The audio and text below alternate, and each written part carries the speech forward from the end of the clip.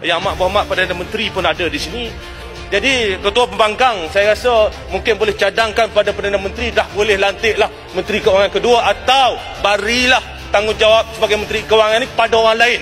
Dan Perdana Menteri nak pusing mana pun dalam Malaysia ni, nak pusing dunia, nak jumpa pelakon, penyanyi ke apa, boleh buat janji. Urusan berkaitan keuangan negara dan ekonomi negara diberi tumpuan sepenuhnya.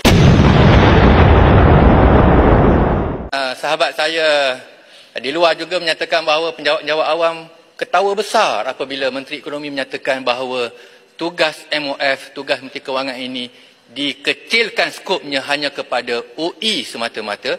Jadi oleh kerana RMK12 ini menyentuh tentang DE, saya nak tanyalah yang berhormat saya sebut Menteri Sokmo ni, mungkin tak lama lagi jadi menteri rasanya Ketua Pembangkang kita ni.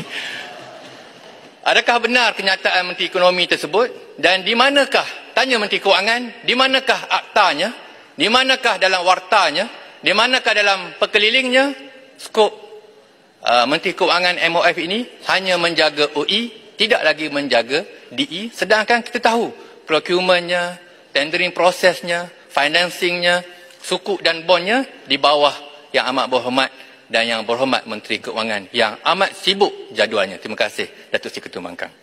Kalau saya boleh tambah, Yang Berhormat Ketua Pembangkang, apa yang disebut oleh Bacok tadi asalnya adalah kita lihat bahawa jawapan yang digunakan oleh Menteri Ekonomi untuk menghalalkan Perdana Menteri memegang jawatan Menteri Keuangan. Jadi nak justify atau dengan izin atau menghalalkan tindakan tersebut, maka dikatakan kononnya seolah-olah DE ini di bawah Kementerian Ekonomi dan OE itu di bawah Kementerian Keuangan. Saya di Kementerian Hal Ehwal Ekonomi sebelum ini.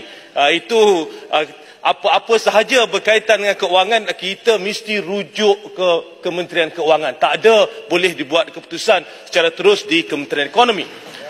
Cuma saya nak tambah sedikit di sini, ya. Saya nak tambah sedikit di sini. Yang Amat Berhormat Perdana Menteri pun ada di sini. Melihat keadaan ekonomi semasa, melihat cabaran dunia di luar sana, kita lihat bagaimana ekonomi Malaysia, ekspor kita jatuh, ya, GDP kita pertumbuhan lebih rendah, menyederhana. Ya. Apa yang kita lihat pada waktu ini adalah kita memerlukan seorang Menteri Kewangan yang dapat menumpukan sepenuh masa kepada urusan-urusan pentadbiran Kementerian Keuangan. Dan jika kita lihat dalam sejarah Malaysia, apabila Perdana Menteri turut menjadi Menteri Keuangan, maka akan ada Menteri Keuangan kedua. Yang Berhormat Titi Wangsa di sini pernah menjadi Menteri Keuangan kedua. Yang Berhormat Tan Sri Nur Muhammad Yaakob pernah menjadi Menteri Keuangan kedua. Arwah Tan Sri Jamaluddin Jarjis pernah menjadi Menteri Keuangan kedua. Datuk Seri Mustafa Muhammad pernah menjadi Menteri Keuangan kedua. Jadi kita lihat itu rekodnya. Bila Perdana Menteri menjadi Menteri Keuangan, maka akan ada sekurang-kurangnya Menteri Keuangan kedua, kerana urusan-urusan di Kementerian Keuangan ini kita tahu merupakan satu urusan yang cukup banyak yang memerlukan tumpuan sepenuhnya. Jadi Ketua Pembangkang, saya rasa mungkin boleh cadangkan pada Perdana Menteri, dah boleh lantiklah Menteri Keuangan kedua, atau barilah tanggungjawab sebagai Menteri Keuangan ini pada orang lain.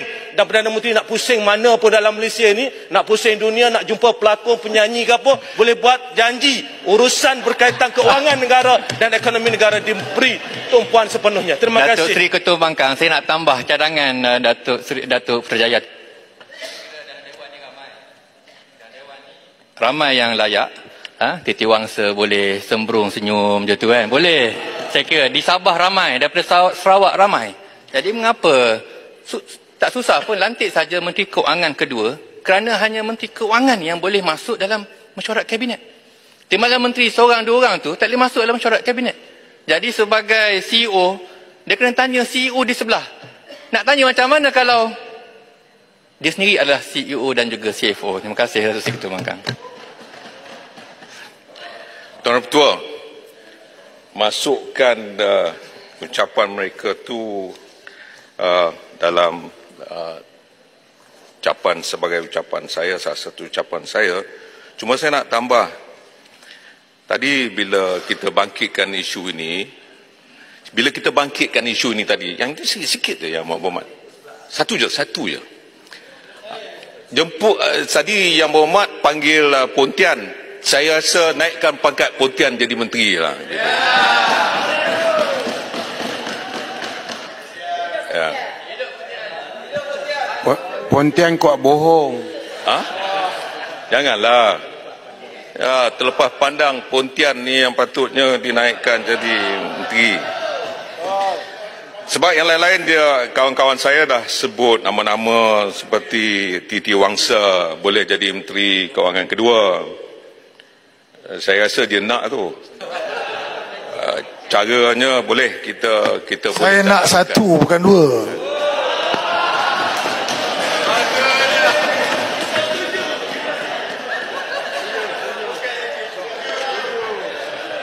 Tuan Yang Ketua, Setuju. Tuan Ketua, masukkan pencelahan Titi Wangsa